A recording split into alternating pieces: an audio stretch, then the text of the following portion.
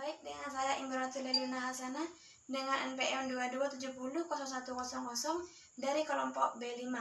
Izin menjelaskan tentang peta masalah, yang dimana di sini terdapat seorang anak perempuan umur 1 tahun 2 bulan dibawa ibunya ke puskesmas dengan keluhan, yaitu pertama berak encer sejak 1 bulan, kemudian riwayat memberi makan ASI selama 2 bulan, dan selanjutnya diberi susu kental manis hingga sekarang. Kemudian riwayat sosial ekonomi yaitu dari keluarga yang kurang mampu, dan riwayat kelahiran berat badan awal yaitu 2.900 gram dan panjang badan 47 cm. Kemudian dilakukan pemeriksaan fisik dengan hasil berat badan 5.600 gram dengan seharusnya normal 94 gram dan panjang badan 60 cm dengan normal 76 cm. Kemudian ditemukan butot spot pada mata dan edema dorsum, pedis, dan edema pretibial. Kemudian dilakukan pemeriksaan penunjang dengan hasil hemoglobin menurun.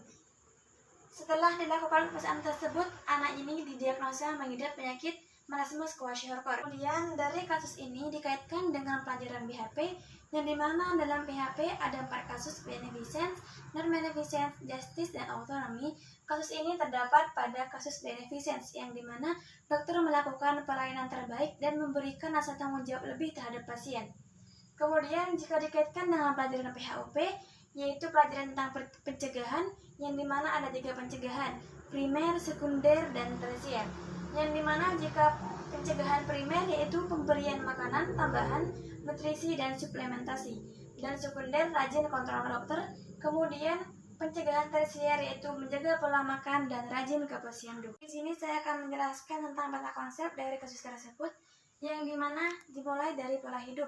Pola hidup di sini ada 2, internal dan eksternal. Eksternal adalah dari sosial ekonomi tidak adanya sanitasi, sehingga jika tidak adanya sanitasi dalam lingkungan, kita akan terjadi infeksi saluran pencernaan, karena yang kita makan belum tentu bersih dan higienis.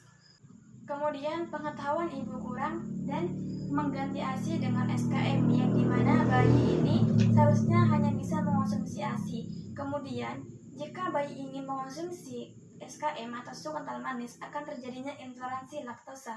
Ketika sang bayi mengintoleransi laktosa, akan terjadi diare. Ketika terjadi diare, banyak cairan yang keluar dari organ tubuh kita melalui feses, dan terjadinya dehidrasi pada tubuh bayi.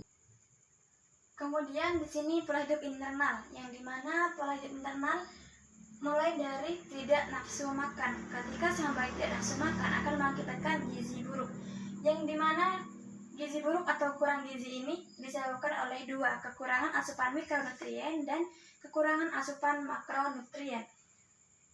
Kekurangan asupan mikronutrien yaitu adalah kekurangan vitamin dan mineral, yang dimana jika anak tersebut kekurangan vitamin A, akan terjadinya butot spot pada mata.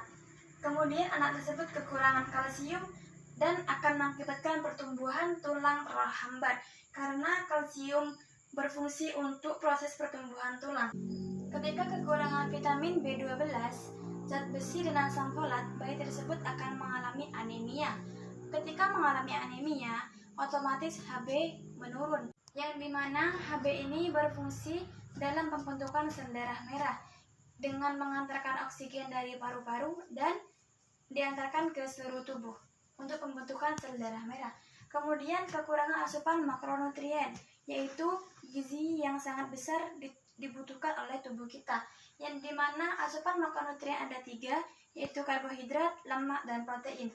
Yang dimana jika karbohidrat habis akan diambil dari lemak, ketika lemak habis akan diambil dari protein. Kemudian jika protein habis dan tidak ada sisa dari lemak dan karbohidrat, maka protein akan mengambil dari seluruh tubuh kita untuk menjadikan energi. Ketika kekurangan protein, otomatis albumin akan menurun, karena protein berfungsi dalam pembentukan sel darah merah. Albumin berfungsi untuk menjaga cairan agar tetap berada di dalam sel darah merah. Ketika protein berkurang, maka albumin akan menurun. Jika albumin menurun, dia akan bocor dan memecahkan cairan tersebut ke organ tubuh lainnya. Ketika dipecahkan, akan terjadinya edema, yaitu edema ada 2, edema dorsum dan edema pretibial. Edema dorsum yaitu pembengkakan pada tangan, dan edema edema peritibial pembengkakan kepada kaki. Kemudian setelah mengetahui penyebab-penyebab tersebut, anak ini termasuk kekurangan energi protein atau disebut dengan marasmus kwashiorkor yang harus dilakukan penata laksanaan sebagai berikut. Yang pertama, melakukan suplementasi mikronutrien dan penyuluhan sosialisasi, kemudian penanganan infeksi, menjaga keseimbangan elektrolit, dan memperbaiki dehidrasi. Baik, cukup ini yang bisa saya sampaikan. Terima kasih.